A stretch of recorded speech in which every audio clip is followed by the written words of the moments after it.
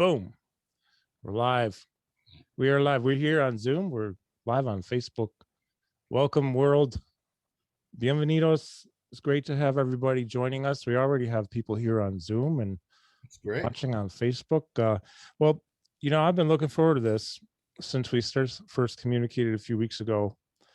I'll do my best with an introduction. I'm just going to go with what I've been thinking of all along, which is my guest today is, to me, and to many of us, an icon in the music industry, in the world of jazz music, a drummer, a producer, an educator, and so many more things, and a really great guy, from what I'm told. And it just feels that way already, right? So, no, but seriously, I started following you. I figured it out a couple of days ago. It was 1985, Freddie Hubbard. And ever since then, man, love all you do. So without further ado, I want to welcome my special guest, Mr. Carl Allen. Welcome. How you doing, man? I'm good, Carl. How are you? It feels great to be here. One by the same name, but you know, we're good. We're good. Yeah, it's funny because when you know, one of the things I think of when I hear about you the first time, a drummer named Carl. I don't know too many. But yeah, it was Freddie Hubbard, and it was an album that you're on. I can't tell you which one, but if you said it, I might remember. Well, was it one with Woody Shaw? Because we did two of those. So the first one was Double Take, and the second one was Eternal Triangle. Double Take. Yeah. And by the way, today's Freddie's birthday. He would have been 83 today. No kidding, really? Oh man, yeah. Love that guy. We'll talk about him too. Well, yeah. So again, first and foremost, thanks for taking the time. I know you're busy, but you're taking this time, and I appreciate it very much. Thanks for having me. Great to meet you.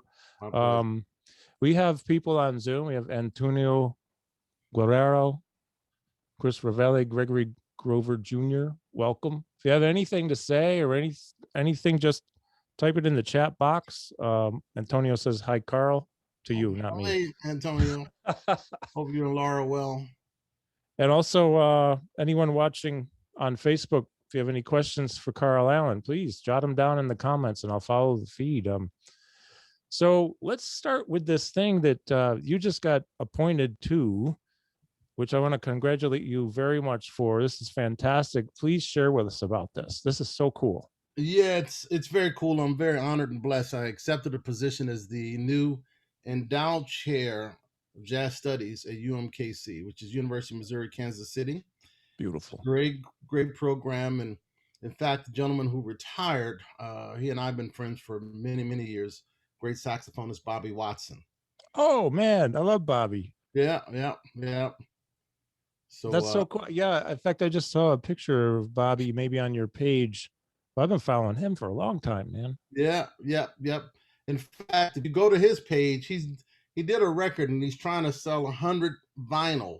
Recording project, this barbecue suite, Gates Barbecue Suite, and he's got to make that 100, because if they don't, they will only print a minimum of 100. So if they didn't get to 100, he's got to refund everybody their money. Oh, jeez, that's not fun. So we got like 40 more to go or something, right? Yeah. All right, people, go find Bobby Watson and buy it. I'll do it today. That's great. And while you're online looking for stuff, and you got your credit card out, yes, if you go to my page, carlallen.com, I have a virtual store, and you can go and, you know, now I'm not going to guarantee you when you buy the shirts and the hats and the hoodies and the sweats, you're going to look as cool as me, but it's a start. Okay. No, I was checking out that store a couple of weeks ago, man. You got some great stuff there. Yeah, check it out. I got to get some. I need to start collecting more drum paraphernalia, meaning not even drum stuff as much as drums, other stuff. Yeah, there's always other stuff, right? Hats, stuff like that. Yeah, that's cool. Well, yeah, you know, it's interesting because I want to go back to your store again too, and your website and recordings, but I wish I feel bad about this. I almost feel guilty, but I have not seen you perform live ever. And I was living in Chicago 82, 83 with the intention of going to Northwestern, and I just decided not to go. I got accepted and decided to gig. Yeah. And that probably wasn't the best move for me, but it was a move, and it was really cool because in Chicago, I live in Syracuse, New York, but that's where I'm from. And like all the big cities, you know it, you've played them all. I mean, you get to see everybody. Yeah. I saw Freddie with, a couple different situations. I saw, Dexter and Eddie Gladden, and I was like, oh my, and the list goes on and on and on. With Rufus Reed and Kurt Lightsey. Yes, Kirk, Rufus, Eddie. Yep. And Rufus teaching it? Not anymore. And William Patterson. Yeah, right. He used to. He's one of your mentors, isn't he, or a teacher? He was my teacher because I went to school with William Patterson. I transferred from Green Bay, Wisconsin. I remember hearing that somewhere or reading it. And what, if you don't mind me asking, we're kind of going with the flow here, but what years were you there, if you don't mind sharing? Yeah, so I transferred my junior year, so I was there 81 to 83. I did my last 2 years for bachelor's degree, and I still to this day call Rufus my teacher because that meant he changed my life. I love him dearly. But I used to when I was in Milwaukee because I used to go down to Chicago to hear music a lot. Remember like Rick's Cafe at the Holiday Inn, Lakeshore. There was the Joe Siegel's Jazz Showcase, and one of many places. Yep. Where else? Grant Park back in the day. That was the place I played with Freddie. Well, I played a few places in Chicago with Freddie. We played the Showcase many times, but I'll never forget. In 1985, you mentioned 85. Maybe that was the gig that you missed. We played Rick's Cafe, September 9th through the 14th. I just remember dates for some reason. Yeah, me too. Kenny Garrett. I had just moved back. Here just before that, I'm sure. Yeah. Yeah. Kenny Garrett has just joined the band. And then a couple of years later, we played in Chicago. He had a falling out with Joe Siegel, so there was a few years where he couldn't play the Showcase, right? So we played this other little place that was downstairs, just a couple of steps, called the Jazz Bulls. Oh, yeah. Yeah, that was a different kind of spot. Yeah. Trying to remember some of the other clubs. I mean, I played a bunch of clubs, but not those that high up. I mean, like the back room or back door or whatever it was on North Rush. Mm-hmm. Judy Roberts used to play. Gary Hobbs was playing there. I can't remember who, when he was coming through with the Kenton band. And then I don't know. It was a great period. I saw a lot of great people at Grant Park too, like Cecil Taylor with Ed Blackwell and I can't remember, but Miles, Tom Basie. I don't know. Stan Getz at Rick's Cafe too with Adam Nussbaum. It was my first time seeing that. That was great. Navy Pier. Yeah. Cool stuff. Yeah. Well, I'm curious. I had been thinking a little bit. I try not to overthink when I'm going to speak with somebody who I admire so much as yourself. But one of the things I wanted to do, and when you're talking about Rufus Reed, and I think I've heard you maybe say this in somewhere online on YouTube or Reddit somewhere about how we can have mentors. We can take lessons and we can study. Some people can be teachers, others are actual mentors. And I know, speaking from personal experience, I've had lessons with some really great drummers, and one of them was a mentor. They're all gone now except for Peter Erskine's still here, luckily doing well. Stents in his heart last week, but he's kicking butt. I saw that. Love him dearly. But some of the best lessons or mentorship I've had have been from non-drummers and non-playing lessons. They were conceptual lessons. It was an idea. It was an approach. And how do you describe? I'm curious about your idea of mentorship. You have to say the bad stuff if you're a mentor. Yeah. Pick them up, lift them, but also make sure they know where they're at, and including if it's good stuff, right? Yeah. So Rufus was a mentor to you, right? Absolutely. And let me just say, I think the concept of a mentor is really rooted in love and support. Yeah. And sometimes, as you alluded to, you may say something that may not be pleasant to the ears, but it's something that needs to be heard. But Rufus was my teacher when I got to William Patterson, and he was the first one to really talk to me about taking lessons with people not of your instrument. And I had some lessons with him outside of the school. Yeah. And that seemed so foreign to me when he first mentioned it. But of course, in hindsight, it makes so much sense because, okay, as a drummer, if I take a lesson with another drummer, it's probably going to be centered around the drums, Mm-hmm. right? Which is logical. If I take a lesson with a bass player, they can tell me what it is that I might need to know from a bass player's perspective. Yeah. Which could be very, very different coming from a drummer's perspective. It doesn't mean that one cancels out the other. It's all valid potentially, but it's still another perspective. But the other part about it, which she shared with me, is that the drummer that you take a lesson with might be able to recommend you for a gig, Mm-hmm. but less likely to call you to hire you for a gig. True. Right? So if That's you a take good a point. lesson with a saxophonist or bassist or pianist, you know, they might call you and hire you for a gig. I've shared that with so many young drummers. I said, listen, call up so and so, learn their music and ask, can you get a lesson? You're not asking, can you come and jam with them? Mm-hmm. Don't nobody know who you are at this point. They don't really have an interest in just jamming with you. Yeah. But if you call and say, can I have a lesson? And maybe I can play some of you with you, then it's kind of like, oh, okay, all right, let's see what I got available, And Yeah. it's just another access and also another way to get another perspective of how to play the music. But it just broadens you. It if you're listening and you take it all in and digest and process, it'll expand who you are as a musician and how you present, maybe change a lot of things for you. Absolutely. Absolutely. By the way, my mom is watching. Hi, Mom. Hi, Mom. This is Carl Allen, one of my favorite drummers. I'm going to play some songs when I see you next, Mom. He's worked with some of our favorites, Freddie Hubbard, Bobby White. The list goes on and on. Yeah, I was taking lessons in 80, 81 from a guy who played like with the Mangione brothers and Woody Herman. I don't know if you know Danny D'Imperio. No, I don't.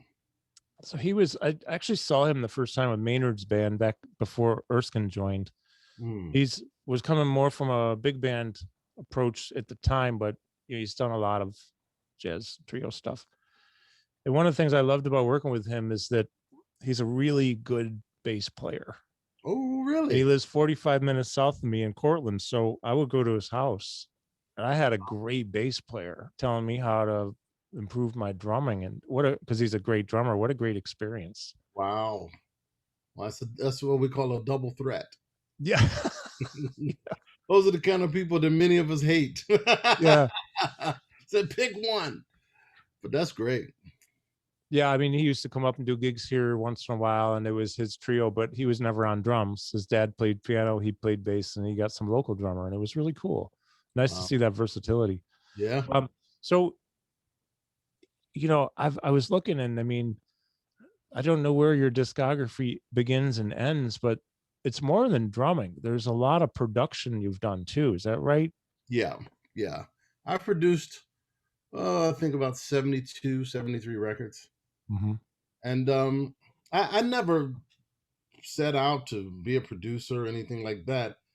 Many of the things that I've gotten into, particularly as it pertains to the business side, was kind of out of necessity. When I was with Freddie and I became the road manager, I didn't have aspirations of being a road manager. I didn't even know what that was. It happened to be that I was the youngest in the band, the only one who didn't really hang out and party. And so, of course, if Freddie said, okay, lobby call tomorrow at 10, I'll be in the lobby at 9:45, and everybody else show up at 10:15, 10:20. And I get upset, and I try to figure out why am I always the only one on time. So he would say, "Get me a wake up call then." Since then, because he would always oversleep. Then some of the other cats would say, "Well, man, give me a wake up call." I'm like, "No, I'm not your band." So, after a while, I was kind of joking with Freddie. I said, look, man, if I'm going to be doing all this extra work, I need to get paid some more money. Yeah, all right. So it just kind of morphed into that. Yeah. From there, to carrying the band's cash to booking flights and other stuff, Oh, But wow. Yeah. But with the production, the way that started, so you had, before we actually went on air, we were talking about Art Blakey a little bit, and Art was the one responsible for me getting my first record deal.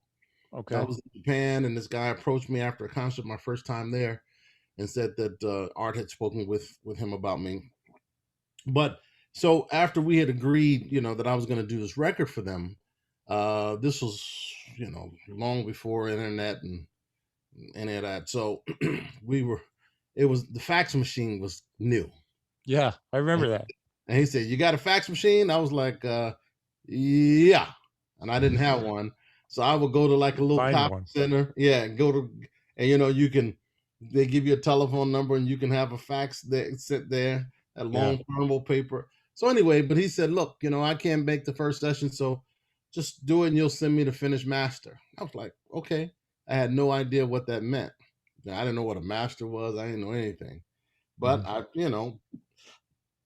had been hearing for many years, people would say, if someone asks you, can you do something? Even if you can't, you say yes, and then you figure it out. Yeah, yeah, right. Yeah. So that's what I did. And it just kind of morphed into, I developed a relationship with him. Then I did several records of my own, and I started producing other people. And then I started meeting other labels, other labels in Japan, and then some European labels and some labels here in the States, but it just kind of morphed from there, I just had about 10 different thoughts. Well, let's go back though to, I did want to ask you about your first, let's say, gig that was maybe for you at the time, the big gig, like your introduction into the next tier, you're working with Freddie or whatever led up to that. Yeah. What was your trajectory there? Like you came from Milwaukee, right? Yeah. And so before the first gig with Freddie, 4 years before, part of the tradition in jazz for many, many years, horn players in particular would travel around and do what's called singles. Like they would go and they would play with a local rhythm section, right? Right. And so at that time, I'm about 16. These two saxophonists had come to town, and local rhythm section. So the guys who would normally play weren't available, and because I had been kind of hanging out, they said, "Okay, well, basically, we're gonna give you the gig," and I wasn't ready. But it was just I was kind of next in line, and those two gentlemen happened to be named Sonny, Stitt, and Red Holloway. Whoa! And many years later, I saw Red Holloway at a like a IAJE convention, or it may have even been a NAJE at that time, and he remembered that gig. Oh, really? Yeah, and so then when I went to college in Green Bay, my director there, a gentleman named Lovell Ives, he used to bring in a lot of guests. Remember that? Yeah. Yeah, and then he brought in at one point my freshman year James Moody. Okay. And then a couple of months after that, I got a call because James was coming to play Milwaukee, this place called the Jazz Showcase, which is not the Jazz Show, the Jazz Gallery, which is the same place I had played with Stitt and Red. And they said, "Well, Moody's coming to Milwaukee, and he wants you to do the gig." So I went back home and did the gig, and then I joined Freddie in my senior year of college. Oh, wow! Yeah, that's so cool. So I'm curious. I know this is out there, and you've talked about it a lot. But what led to the Freddie gig? Well, okay. So I'll give you an abbreviated version, but I will say at the core of this, I always like to say that I personally don't believe in coincidences, right? And I basically have always been kind of the blend of outgoing but an introvert, if that makes sense, right? Like even today, I don't really go to parties and stuff like that. I'm not really comfortable that environment. But anyway, my first year at William Patterson as a junior, Freddie had come to New York to play at this club called Fat Tuesdays. And he had a cover story in Downbeat, and it said he's coming to New York and he's looking for a young drummer with fire. And I read it, and mind you, I was not really someone who really read Downbeat, right? Mm-hmm. For some reason, I read that article, Mm-hmm. and I had gone to see him, and I went up and I introduced myself, and I said, Mr. Hubbard, I read your article. You say you're looking for a young drummer with fire. I play drums and just moved out, and I think I have fire. Well, that was not like me to be that forward. Mm-hmm. But he said, well, where do you live? I said, Jersey. He said, oh, okay. You know my man Stanley? I said, Stanley who? Turntine. You know Stanley? I said, well, I mean, I know who he is, but I don't know him. He said, all right, well, give me a number and I'm gonna have him call you. He let me know if you can play. Okay. So, the beginning of the school year, what do? You pay your tuition, and and then I bought some new records. Bought some new drums, and I bought every Freddie Hubbard record I could find. Yeah. And I never got the call from Stanley or Freddie. So the following summer, I'm back in Milwaukee playing this club called the Bombay Bicycle Room. It was inside the Mark Plaza Hotel. Had a steady 5-night-a-week gig there with a singer named Penny Goodwin. And last tune of the set, I just happened to look in the doorway to my right, and Freddie Hubbard standing in the doorway. Oh, man. He was staying at the hotel, and he was playing in town with this group called Cool Jazz Festival All-Stars. And so I went to the bar afterwards and reintroduced myself. And we talked a little bit. And he said, yeah, I don't know what happened. I'm sorry. Yeah, okay. All right. And he wasn't trying to spend too much time apologizing. He was trying to relax, right? Yeah, sure. And so, he gave me his number, and we, okay. So then a month later, I'm on the gig again. I look in the doorway. It was like a movie, man. Freddie Hubbard standing in the doorway. Wow. Nobody comes to Milwaukee twice in a month. Nobody. Maybe those who escaped from prison, but other than that, nobody comes to Milwaukee. So he was in town with this other group, VSOP, and and we talked at the bar, and at this point, I'm young and a little cocky, and I felt like he owed me something. So I was like, man, I was a little upset that still mad that I hadn't gotten a call. So we talked a little bit, and then he started speaking as if he was the third person. He said, so, well, let me ask you, how would you like to play with Freddie Hubbard? I said, well, man, it'll be cool. I said, but we need to kind of talk about some things. He's like, well, what? I said, well, man, I heard stories about you, man. I heard stories about you kicking cats' drums off the stage. And I said, man, I'm just telling you, if you ever kick my drums off stage, we're gonna rumble. He looked at me, he said, yeah? I said, yeah, we're gonna rumble. Well, what else? I said, well, sorry, that's funny, man. He said, you just better respect me as a man and pay me all my money on time.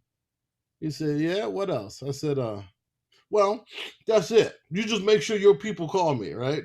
He said, all right. He said, right, give me your number again.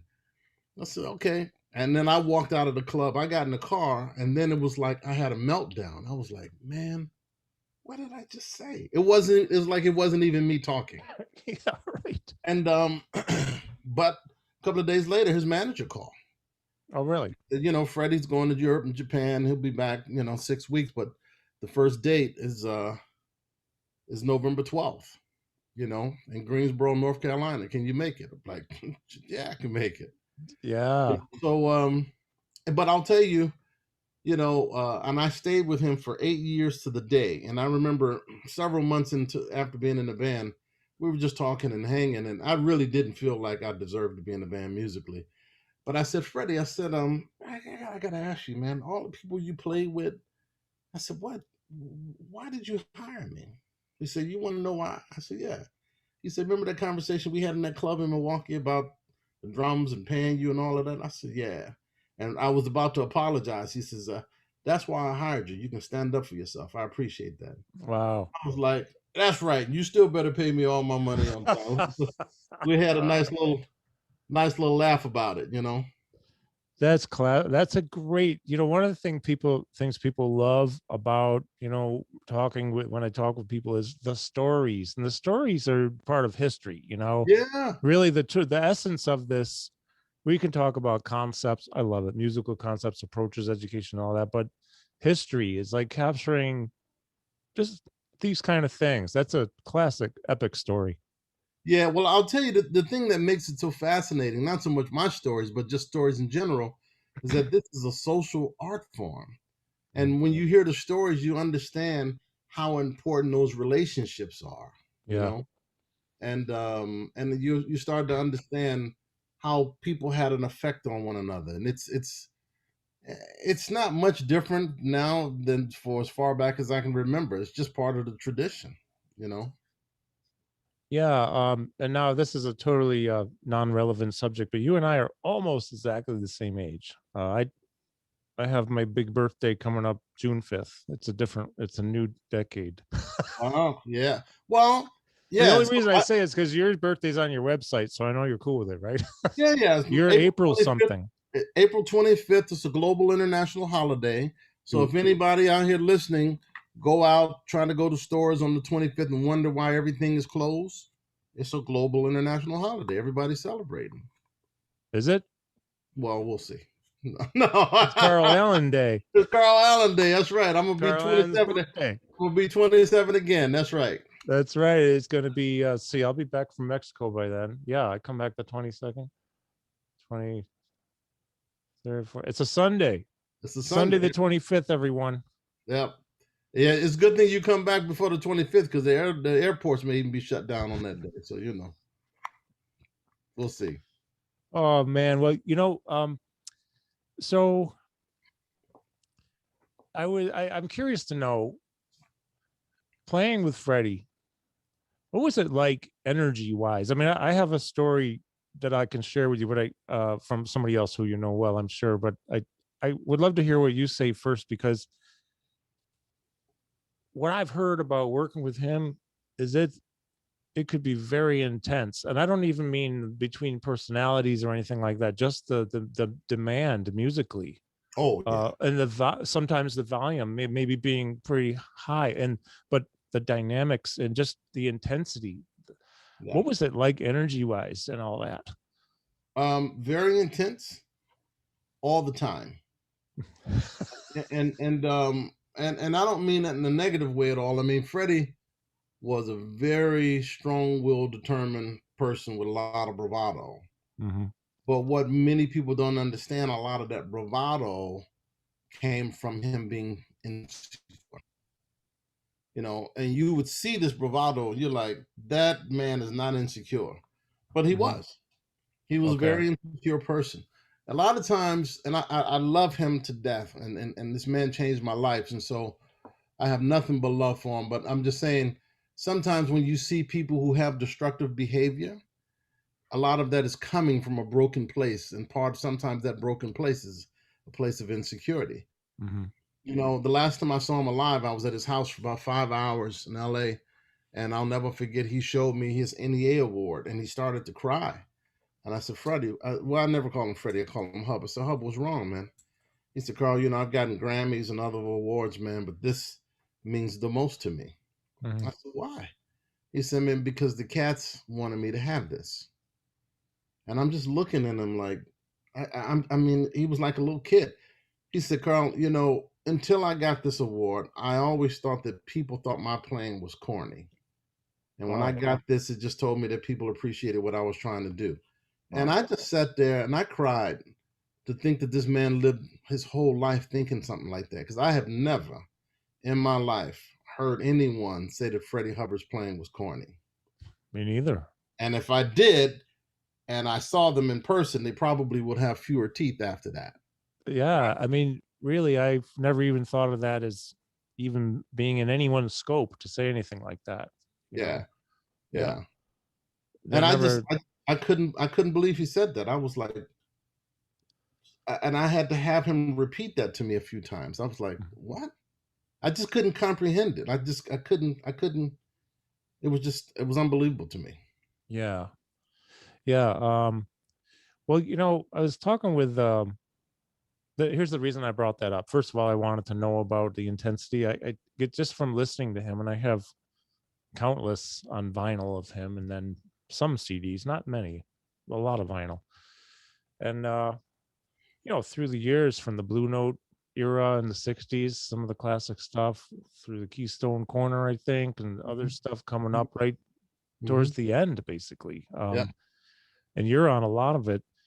And I was talking with Jeff Watts, and I know it was in Chicago somewhere.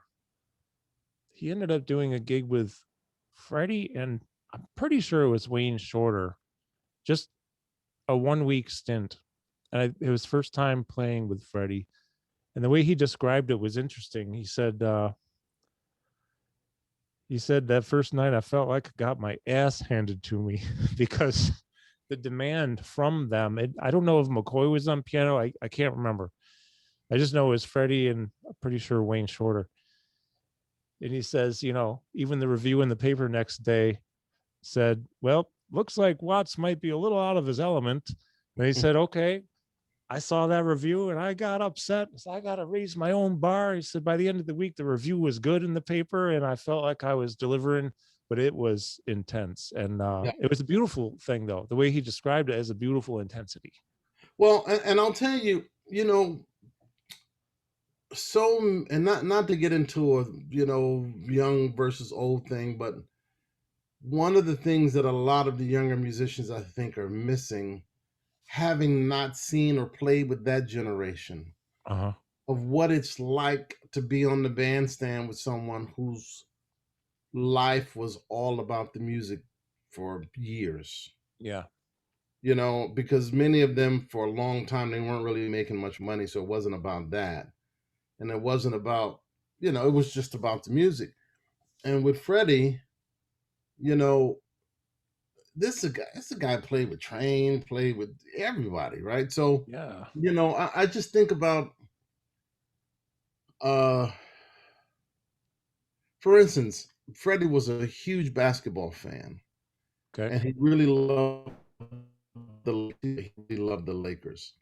If it was basketball season and I knew the Lakers were playing and we were off, I knew where to catch him.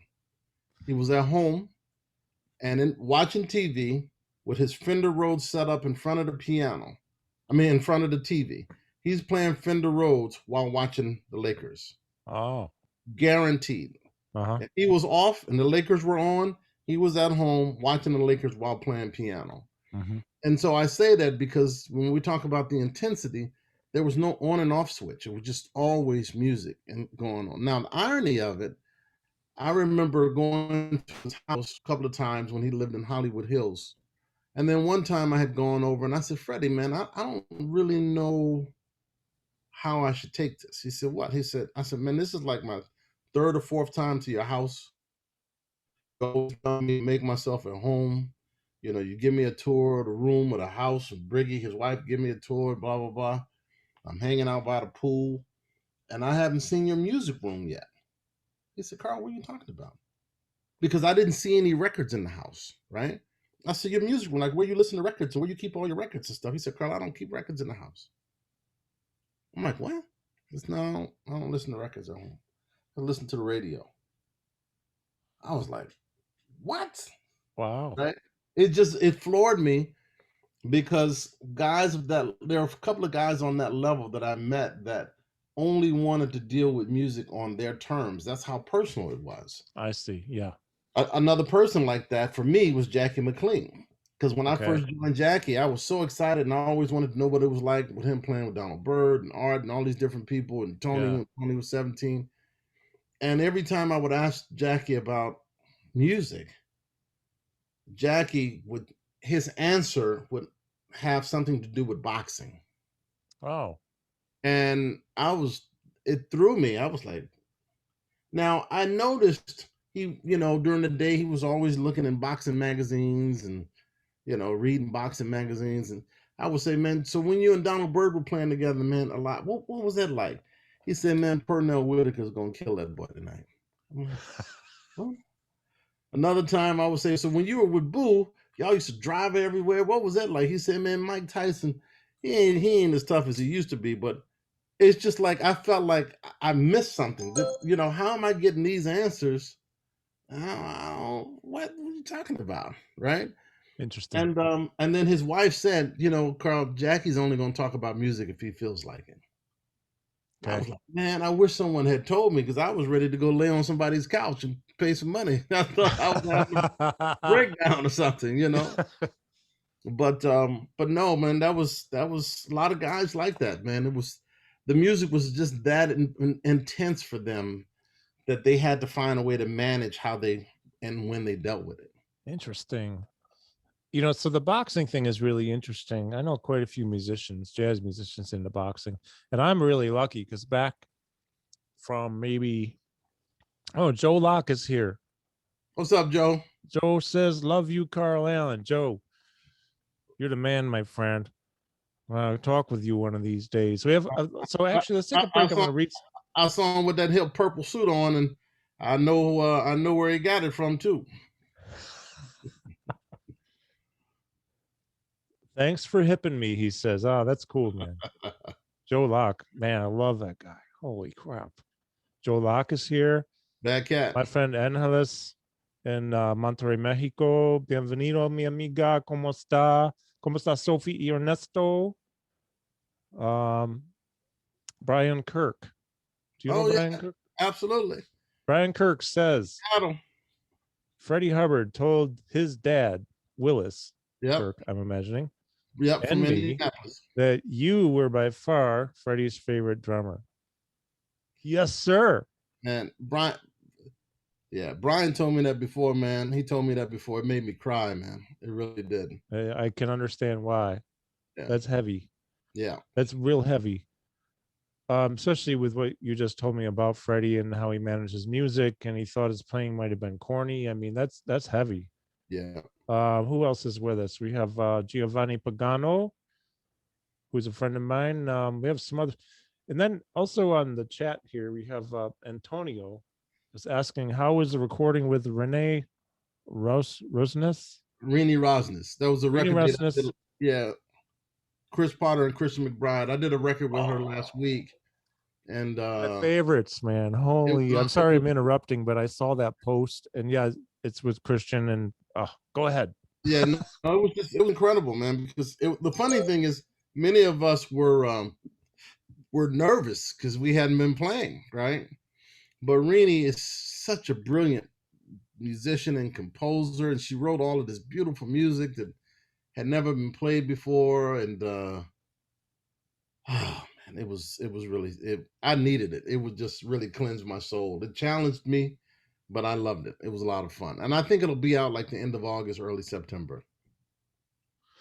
Okay, that's great. Yeah, I'll have to get that because when I saw the lineup, even though I was not familiar with Renee, it doesn't matter. That's how I discover new people, though. Oh, Carl Allen's on. Oh, Chris Potter. Holy crap. Chris Madry. Oh, okay, here we go. Let me tell you how brilliant she is, just briefly. Okay, so she played with Joe Henderson, she played with JJ, she played with a lot of people, and but she just has a way of playing the instrument that just, you hear the history of the instrument, you hear her influences come through when she plays. And she's one of these people, man, her ears are just, if you do like that, she'll tell you what chord it was. You can do like this and say, oh, that was it was the F. It was the F sharp, but it was a little flat. You're like, what? She's got crazy ears, right? Yeah. Yeah. She's brilliant. She's brilliant. That's great. I can't wait to hear that. Yeah, when I saw the lineup, that was just, it's a given. You have to have that one. I've seen Christian in various situations and Chris Potter in other situations, and then the three of you together with her is great. Well, I want to go back to, let's see, just a million thoughts, just hyper focus here. That's what I teach people all the time. Focus. So one of the things that I love is your approach. I mean, from what I know of it, is about educating, because, I spent a lot of hours watching you on YouTube playing,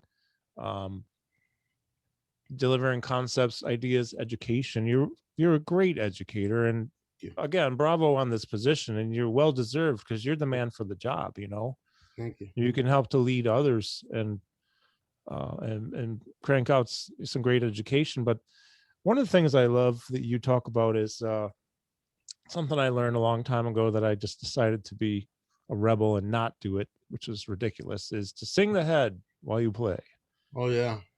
I mean, there was a drummer here who passed away a few years ago, George Reed. George might have been 90, 91, 2 when he passed, but he's the first one to tell me that 40 something years ago. And he would sing it while he was playing on a gig. It didn't matter. Yeah. It was kind of interesting too, because you'll have like, Elvin had the growl, and Herbie growls a lot. Yeah. Right. And Jimmy Haslip, when he's playing, Jimmy's a good friend. And Keith Jarrett has his own thing he does. But then there's also O'Brien says, congratulations, Professor Carl Allen. Yeah, seriously. But then they've got the ones who sing the head, Wilby Fletcher. I don't know if you ever knew Wilby. Sure. Because he was living here in Syracuse on and off for years. So we used to get together and hang, and he made me sing the head. So you don't sing the head, get out. Yeah. So, okay. I saw you with McCoy. I love you. I'll do whatever you say. You know what? That actually changed everything for me. So can you elaborate just a little bit on that and what that means to you and what you're trying to get across to others? Well, the importance of so the basis of it is that I feel like everyone has a role to play. Either you're playing the melody or you're supporting the melody. And if you're not doing either, you're probably getting in the way. Drummers, we get in the way a lot. And partially because many of us don't know the melody, right? We're just playing stuff that we think is slick. But if it's not supporting what's going on around you, it's kind of like you're saying some slick words, but it's not really appropriate for the conversation that's taking place at that moment, right? Yeah. So knowing the melody is very important because you just have. And for instance, I had a lesson with a student earlier today, and we were working on this tune, this McCoy tune, Blues on the Corner. Oh, I love that. I said, sing the melody. He said, I can't sing the melody. So he played it in a way where it could have been T for two. I don't know. You just couldn't hear the melody. So I said, okay, I want you to hear the melody. So he couldn't sing the melody, but when he played it the second time, I could hear that he was hearing the melody. Okay. Because what he was playing was supporting what would have been the melody.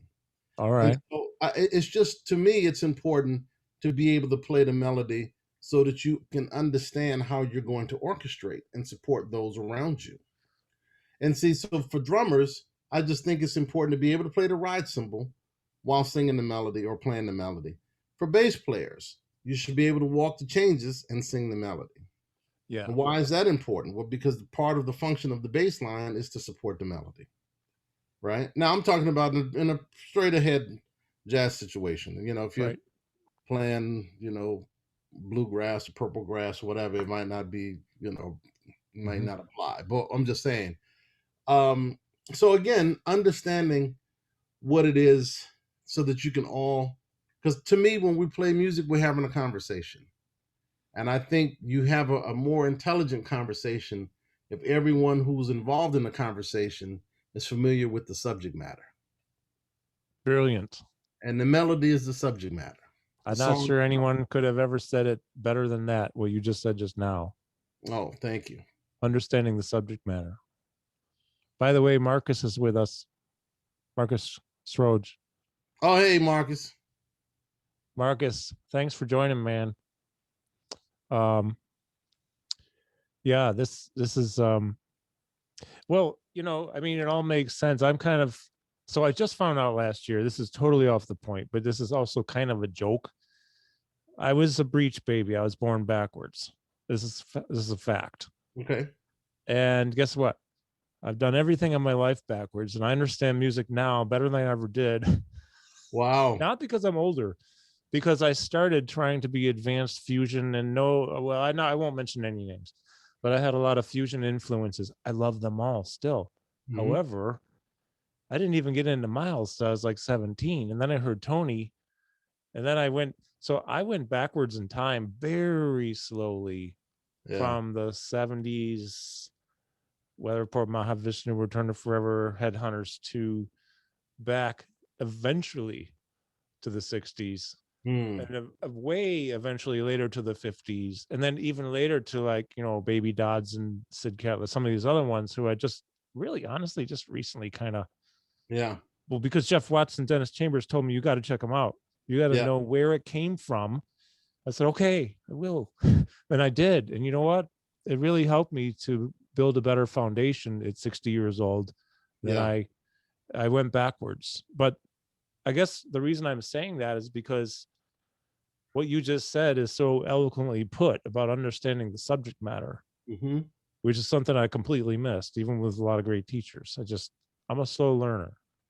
I get it now, sort of. Well, I wouldn't even say a slow learner. You just learn differently. Right? Actually, that's a fact too. Very much so. It's just different. But when you make that, and I respect your process or your opinion of that. I only say that because sometimes when we start to process assessments of ourselves a certain way, not that you're doing this, we sometimes see it as being less than something else, right? I'll tell you, man, when we talk about education, one of the things that helped me tremendously was reading a book by a woman by the name of Cynthia Tobias. And the name of the book is called The Way We Learn. Oh. And the premise of the book, and then there was another book called The Way We Teach, and you know, but the premise of the book really kind of highlights some of the challenges that we have with the educational system here in America, because they're all based on these molds and models. And so teachers will have a model that the way that they teach, and if you, the student, do not fit in that mold or that model, then there's something wrong with you. Yeah, isn't that true? As opposed to everybody learns different. Now, it became very personal for me. My son, who's now 27, when he was 4, had him in a, you know, in a school, private school, whatever. And I remember I would get phone calls from the school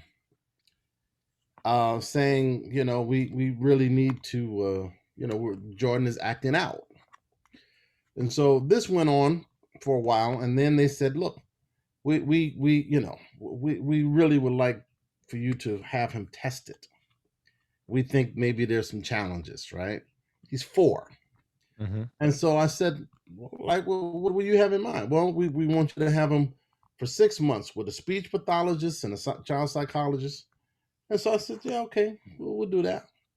And we go back at the end of the 6 months, and we're all around this table with the headmaster and the teachers and the 2 doctors that they recommended. And they said, Dr. Davis, Dr. Quilden, what are your findings? And they look at each other and they just start laughing. And they said, well, why are you laughing? They said, there's nothing wrong with him. The problem, and the challenge rather, is that he's 4, but he has the IQ of a 7-year-old. So he's acting out because he's bored. All of the stuff that you guys are trying to teach him, he apparently did that a couple of years ago. And this is a private school that I'm paying crazy money for. And at that point, I was like, okay, let's go. Right. But my point again is that, you know, not to take a detour, but so often that happens. And so once I got hip to that and read this book and did some other research, it I think made me a better educator, because you start to understand that people learn differently, especially in the arts. Yes. Right. You know, and I think as a society, we're just now starting to really embrace that.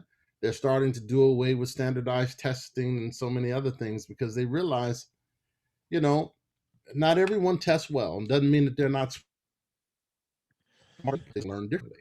It's yeah, you know, one thing I noticed last year is during this pandemic, especially in what I think is probably the most difficult part last year. I mean, we're still in a difficult time, but starting to come around, I think.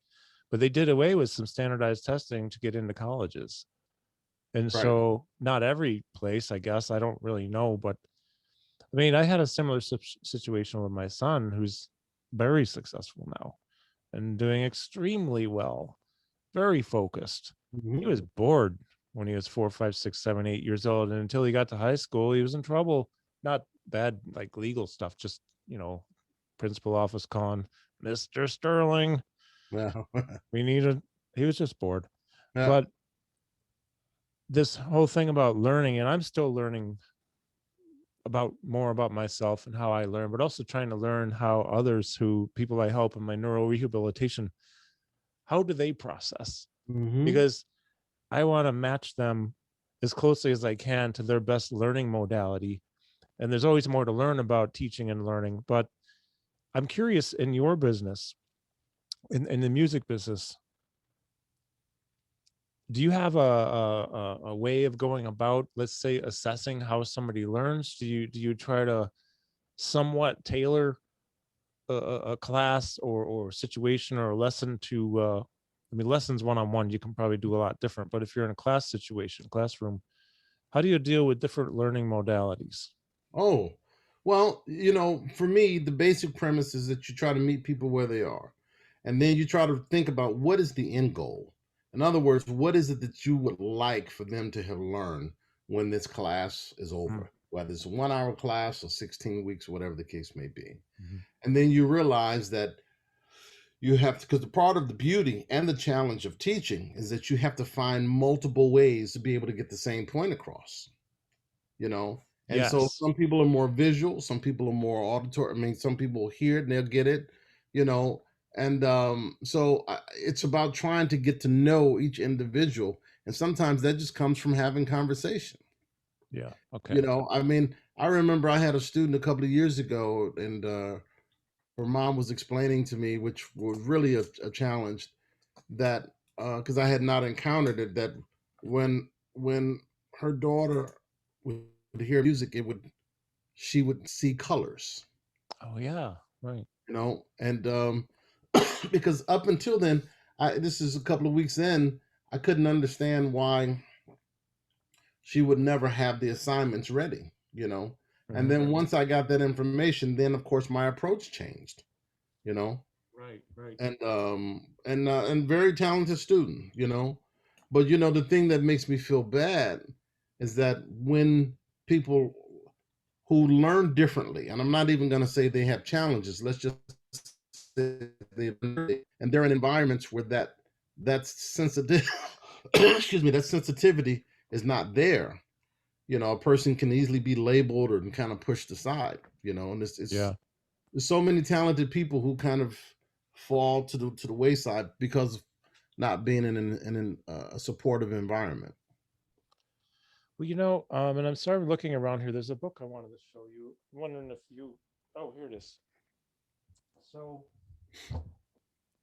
probably about a third of the work I've done the past 11 years now, since I haven't played a live gig in 7+ years, but it was gradually, that was all I did before as a musician, and it was great. But now I'm actually trying to tie music, rhythms, maybe even polyrhythms into what I do movement wise, because my clientele is a higher risk of falling, Parkinson's, movement disorders, but also about a third of the work or so that I do with, I want to be respectful when I say this, but it really has to do working with people who are, let's say, somewhere on the spectrum, if you will. The spectrum now is different than it used to be. Like Asperger's is no longer technically recognized as a thing. The gentleman who wrote this book, John Rady, is a Harvard Medical School professor who I've gotten to know. He's written quite a few best-selling books, but he talks about the autism spectrum disorder. Well, not but autism. ASD is autism spectrum disorder. So when you get onto, let's say, into the very broad spectrum now, because there's so many people who fall within it somewhere, maybe I am a little bit, I don't know, but there's a lot of research now that shows, like the Einstein Factor came out, I don't know, 20, 30 years ago. This book, it's really cool. It talks about people who see colors when they hear music. Well, that they fall somewhere in this spectrum. It doesn't mean there's nothing wrong with them. And they society likes to label them. Medical worlds like to label them, but we're always people first. or not a diagnosis. Right. You know, if you have, God forbid it happens, you have Parkinson's, you have cancer, you aren't Parkinson's, you aren't cancer, you are Carl Allen, who lives with something.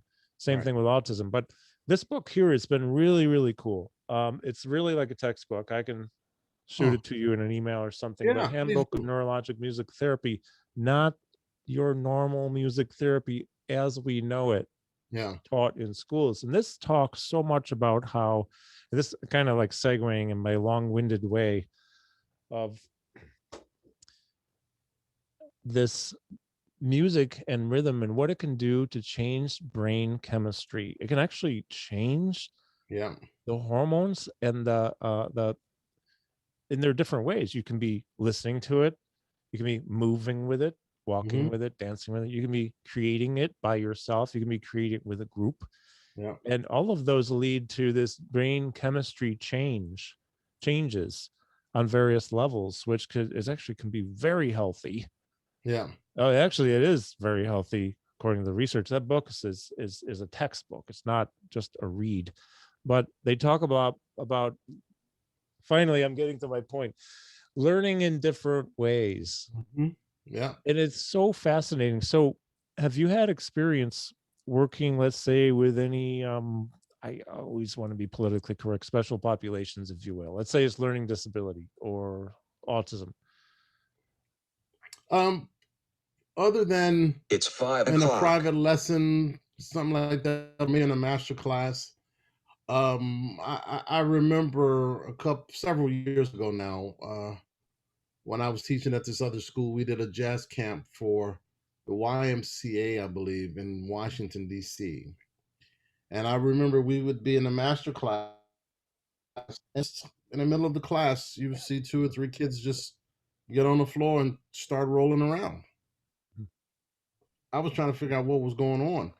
And of course, we later found out that they were, dealing with some challenges, but, the parent didn't say anything or anything. And I later realized they didn't say anything because they were probably afraid we would not accept them into the camp, But you just learn to treat them like everybody else and maybe give them some other things to do or some special attention but I mean, like you said, it's just people.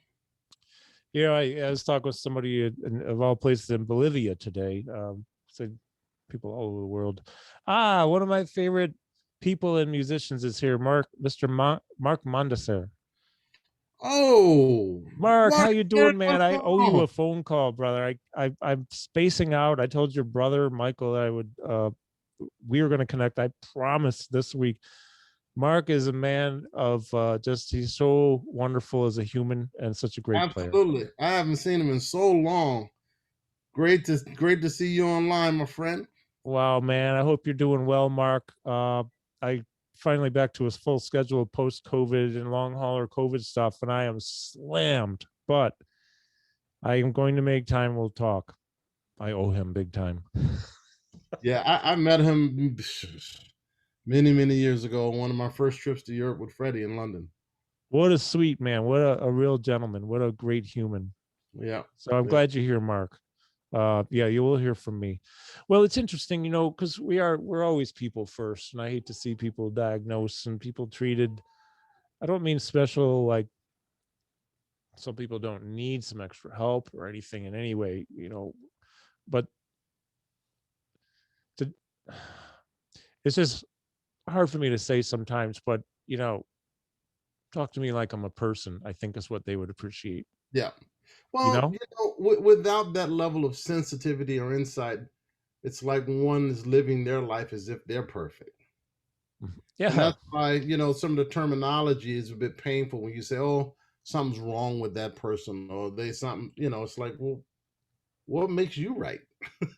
They want to fix us because we're broken, right? Yeah. I mean, are you broken? No, you're human. You're wired up a certain way, and that's the way to take. Let's take the most out of all the talents you have, because you probably have so many talents. I mean, we all do. We just have to find them. Yeah. Yep. So I'd like to, if you have time, I'm free for a little while longer. I was wondering if maybe you want to share a little bit about what you're doing now any projects you're working on, things like that. Anything, I want to make sure people go to your website. That's really important. carlallen.com. Yeah. So right now, it's just so much stuff going on right now. It's just, I don't really, I refer to the pandemic now as a reset, and that's what I have made a decision to use it as an opportunity to reset. And we've all seen the devastation. We all know someone who was sick or who died from it or whatever. I mean, just today or just yesterday, and then I got a confirmation today that one of my students tested positive for COVID for a second time. You don't hear that very often, right?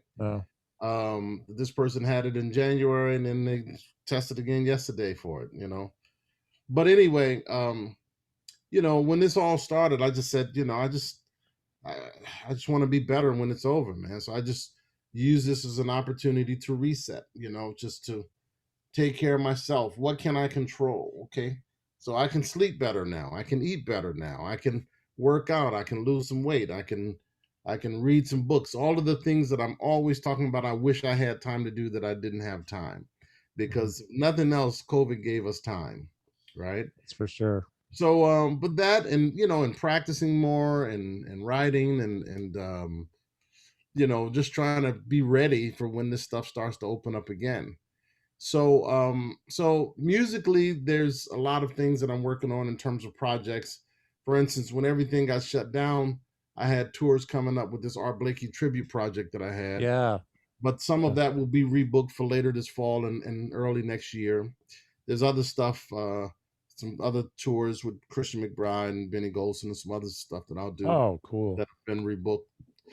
And then I have another project that I was starting to do in the fall that got pushed, called Full Circle. And that project is really about just celebrating the concept of full circle, which is, okay, I'm on the other side of 27 now. So it's like, it's now my responsibility to try to help some of the younger musicians come along. And that's still in that spirit of Art Blakey. And so this project is really about maybe having one other old fuddy-dud like me in the band, and then the rest is going to be the jazz babies, to try to help create opportunities for them. That's great. And then since I accepted this position in Kansas City, and it won't start until August, I've been really, really busy reviewing curriculum and writing new curriculum and, some initiatives and other things that I'm planning for the program. So that's even when I'm not supposed to be doing that, that's what I'm doing. And then, I've become like very, very close friends with Zillow as I'm looking online for where I'm going to live, Well, that was a question actually in one of the feeds here. You're going to move to Kansas City. I will have a place in Kansas City. Okay. You can't do it remotely. Yeah. And, for now, I'll go back and forth, but, I would imagine the majority of my time will be there. And then, of course, coming back to New York, because I'll keep my place here. And then I'll still be touring, whatever touring there will be at that time. So yeah. I really don't see it much different than when times were normal, in the sense of the balance between when I'm home versus when I'm touring. Okay. It's just that where I open my suitcase will probably be a little different from before. Sure. Marcus says some great cigar shops. Yeah, you saw that. Yeah, okay, cool, man. If it didn't have great cigar shops, I wasn't going there. That's in the contract, baby. That's right. That's right. How about you're in New York City? Are you right in the city, one of the boroughs? I'm in Brooklyn. I'm in Brooklyn, yeah. Cool. Prospect Heights. Yeah. Awesome. I used to go to New York City literally gigs a long time ago, but actually just teaching and working with my business like once, twice a month for years. I haven't been there in 2 years because 2 years ago I had some health problems. It prevented me from traveling. Wound up flew into Singapore with massive DVT, 10-inch solid blood clot in my left, popliteal vein. Hospital was great. They speak English and got the work done, but came home and stayed home. I'm ready to go back out. Not that you need to know this, but it has been 2 years. Last time I went there, I went to see Osnoy with Jimmy Haslip, mainly because Jimmy's a friend of mine, and Dave Weckl was playing, and went to the Iridium, and then came home, and that was it. But I can't wait to get back there. Yeah. And Well, I'll so, tell you, it's funny. I haven't been on the subway in over a year, but I just remember last week when I was driving home from the studio, driving through Times Square, how much has changed, because I haven't been in that area for over a year. I heard it's really quiet right now there. It's very quiet, but also there are more permanent street closures.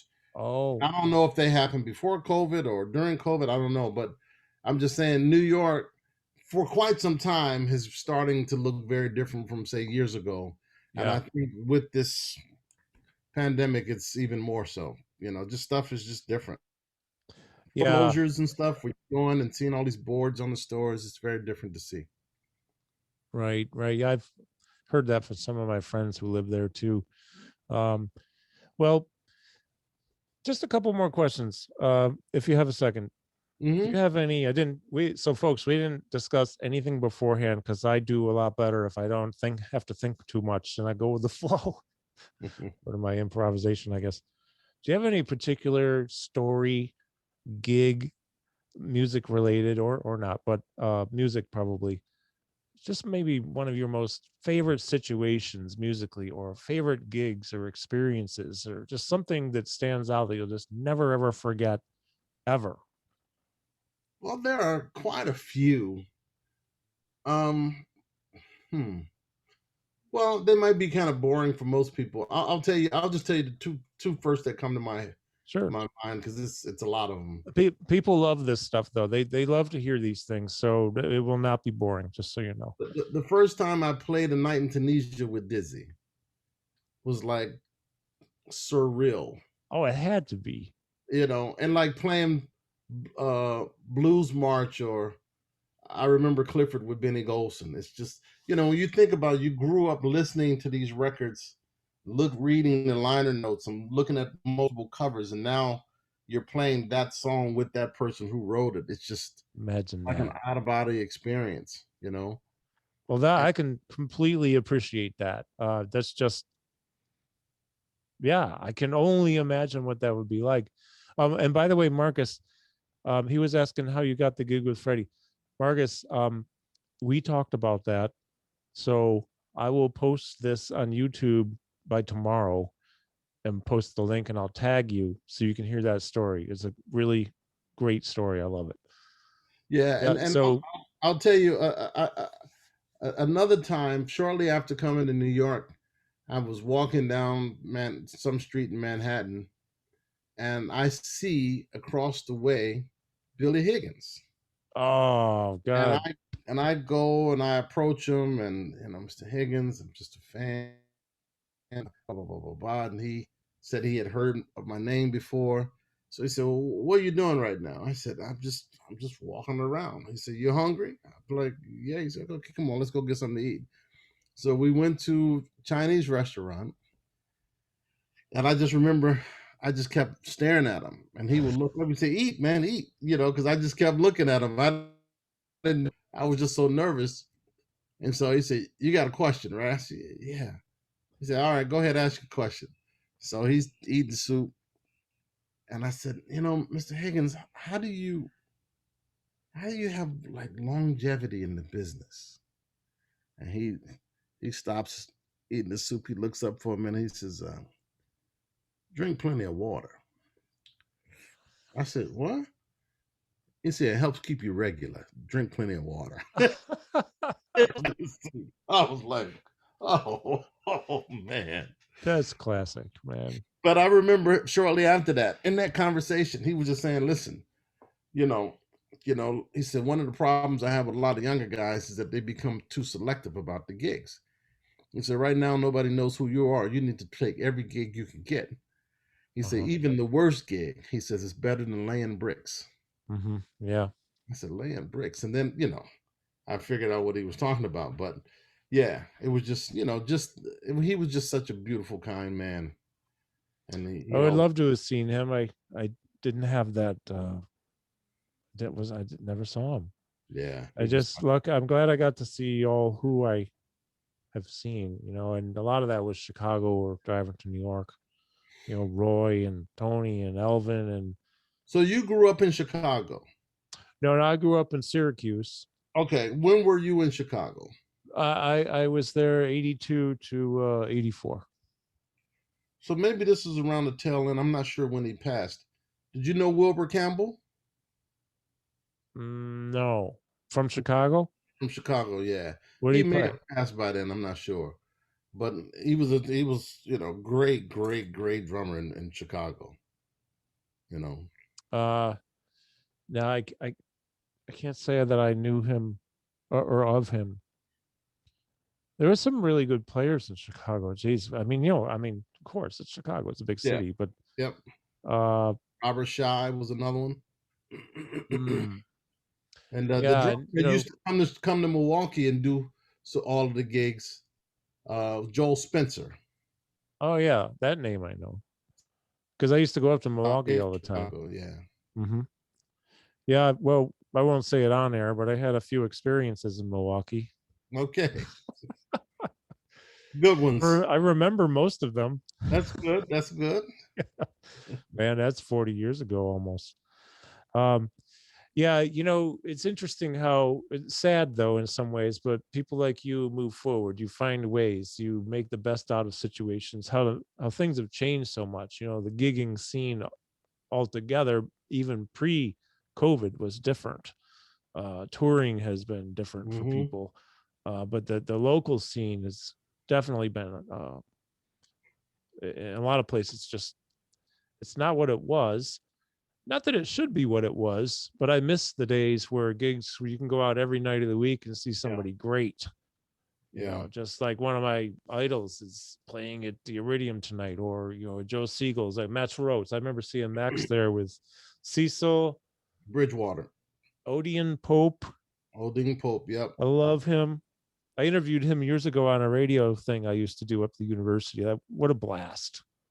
And I can't remember the bass player's name. Maybe a Eubanks. Tyrone. Oh, Tyrone Brown. Maybe. Yeah. But it was just so cool to go and see, Max would come out, bring his hi-hat out in front, and then do the hi-hat thing. Yeah. Did you know Max? Absolutely. Yeah. How about Roy? Did you get to hang with Roy ever? Absolutely. Or Elvin? Many times. Wow, man. I mean, when I came to town in 81, all of those guys were still around. Yeah. Philly, Joe, Max, Elvin, Roy, Art Taylor, Higgins, Cobb, of course. Yeah. Lewis, Tony. Man. What about Tootie's still around, but yeah. It just got me thinking of the Mickey Roker. Oh man, I remember Mickey too. I actually saw him in Chicago with somebody. I can't remember who. But Elvin was cool. Like, I could go on, and so could you, even more so because you knew him. But when I saw Elvin the first time, he got off a set. It was at the Regatta Bar in Boston.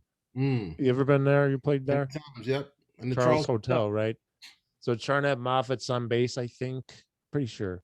And I don't know who else was in the band, but he comes out in front. He's just standing there. He's got the big smile and the grin. And I walk up to him. I didn't even know what to say. I'm like, Mr. Jones, I don't even know what to say. So I'm going to say two things. I love you and thank you.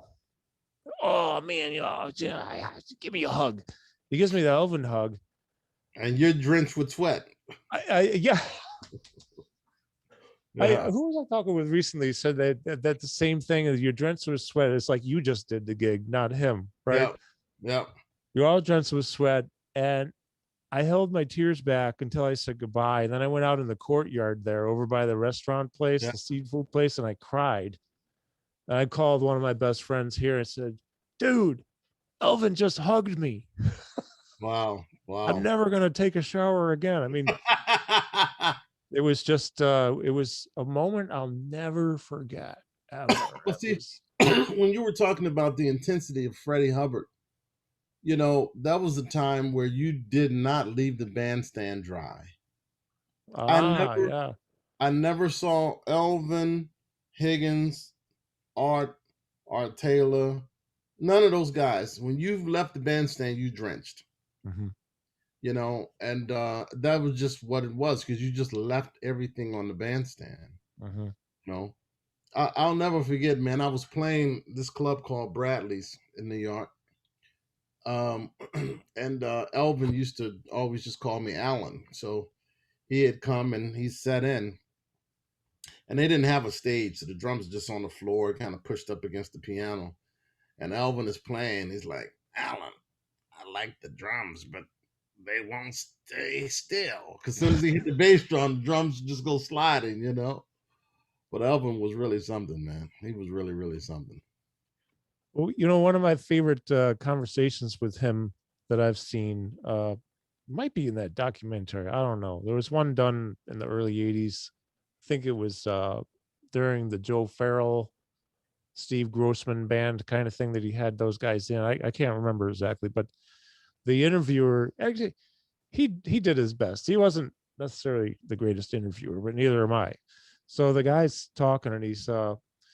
Jones, it just seems like sometimes when you do fours that you come in like a little after one sometimes on, and Elvin just looks, he's like, yeah, man, well, some fours take longer than others.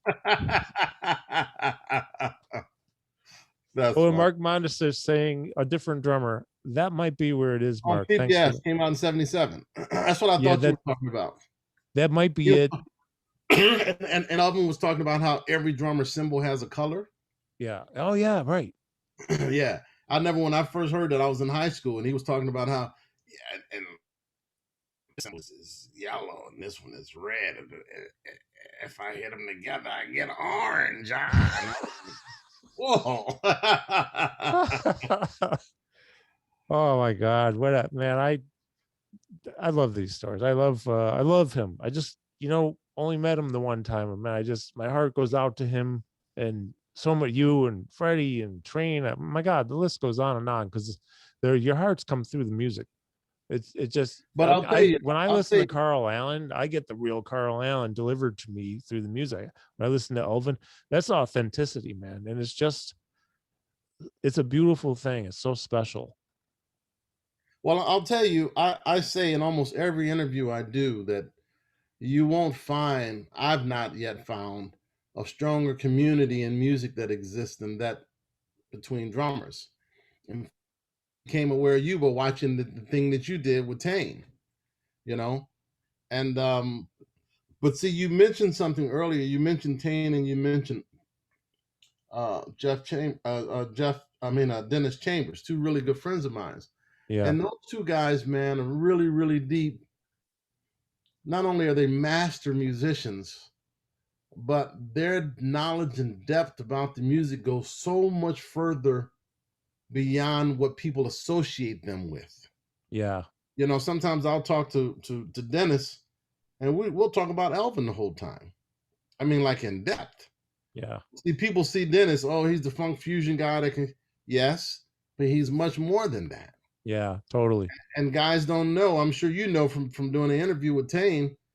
Tane thought he was going to be a classical timpanist with the New England, pop song. Yes. Yeah, exactly. Pops, but and he was really kind of more of a funk fusion drummer earlier on. Mm-hmm. But both just brilliant musicians, man. I like to put them in those categories where they're great musicians who just happen to play drums. I think that's so appropriate too, because I would agree. I don't look at Carl Allen, Elvin, any as that's why I'm careful about when I post. I mean, I want people to know a drummer if I'm going to interview a drummer or a keyboardist or whatever, but they're not. It's like autism or Parkinson's. Drums don't define who you are. You just happen to play them, and people know you for that. But look at all the other stuff that's going on that you do, that Mark Mondis does. Tane loves Narada Michael Walden. Yes. Yeah. And look at him, Tane and Mark and Narada. I mean, the depth is that, that's one of the reasons I find the conversation so interesting, because then you start to, the person is revealed for those who only know them or see them as drummer, right? Oh, wait a minute. They play piano. Oh, they were classical this. Oh, they like boxing. It's cool. Well, but that goes back to the social element of the music, you know?